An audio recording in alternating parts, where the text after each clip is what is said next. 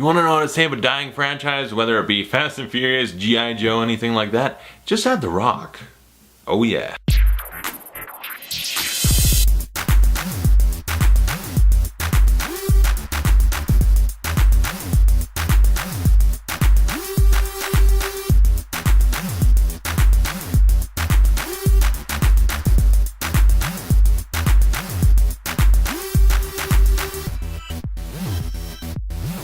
Fast 5 stars Vin Diesel, Paul Walker, Dwayne "The Rock" Johnson. That was a terrible impression. Jordana, Brewster, Kang, Tyrese, Ludacris, Gadot, like a lot of the cast from the previous movies comes back in this one, and it's directed by Justin Lin.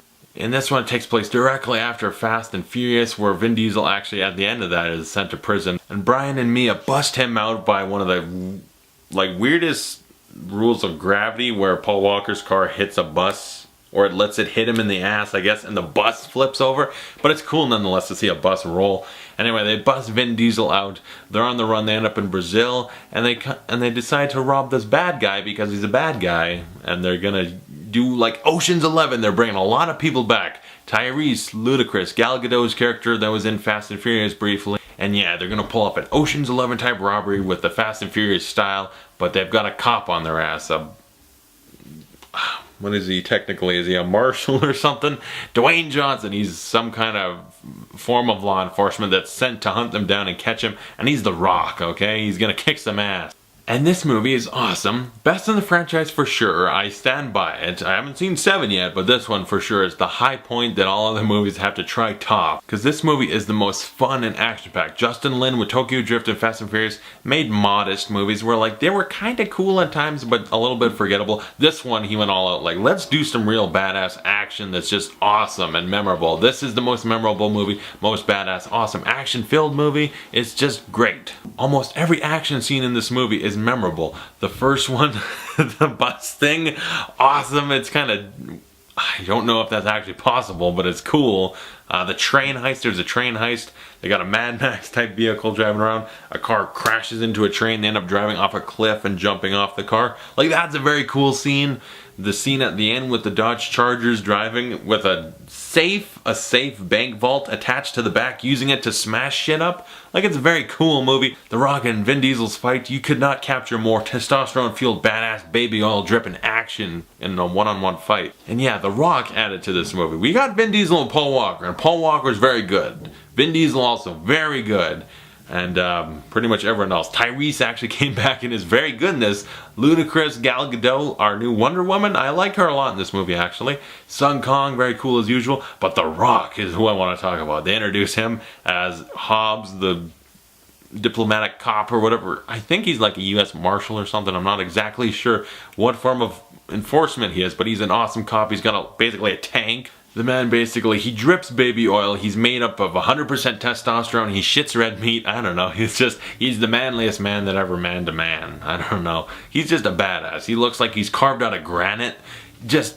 He dwarfs Vin Diesel actually a little bit. Vin Diesel's always been the big, like, I get it. Like I said in the first movie, he could cradle you and like lull you to sleep with his gentle voice. But he's still a badass and a big buff guy. The Rock makes him look like a normal dude because The Rock is huge in this. He is huge, he is massive, he is intimidating, and he's awesome. And that fight with them, that is like two gorillas just getting into a one-on-one fist fight, smashing through walls and everything. It is awesome. The Rock, I love him in this movie because he's sort of a villain, but he's also kind of a...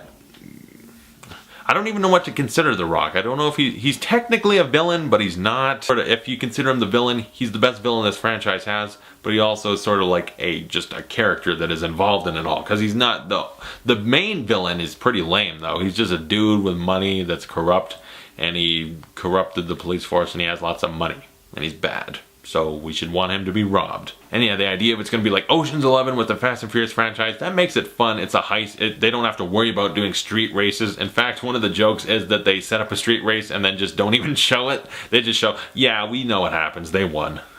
Which is pretty funny. But it's going to be a cool, big action movie. We're going to get cool, awesome action. We don't need to worry about setting up all the drag races. That's kind of behind them at this point. And maybe that's why it's the best one, because they're just like, do awesome, cool action with cars. It's going to be...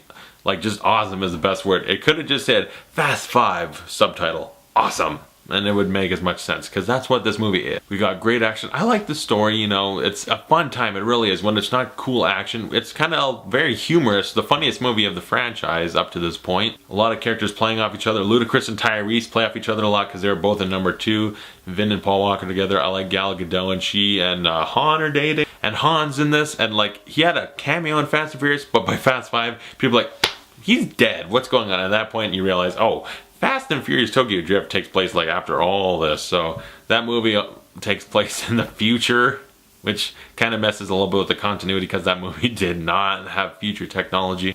They still had flip-up phones, but I guess whatever. Does that technically make this movie a period piece of 2005 or something? I'm not sure. They got 2011 Dodge Chargers, so it's kind of little things that don't nitpick because we get it, but we just want to make a cool action movie. But that's what they did. It's epic, awesome. It's all preposterous, a lot of this action. The car is pulling a bank vault, using it like a weapon to swing it around and smash it. It's too cool to not enjoy, but it is a little bit preposterous and unbelievable. It's a big, dumb, fun action movie, the best of the franchise. It's just too much fun awesomeness. It's not very smart, but it's fun and awesome, and that's why I give Fast 5 an A. This is a standout of the franchise. So comment below, tell me what you guys thought of Fast 5, and thanks for watching. I'll see you guys next time when I talk about the last one, Fast and Furious 6, or is it Furious 6? I don't even know what the title is. They've kind of changed it. But yeah, thanks for watching. I'll see you guys later.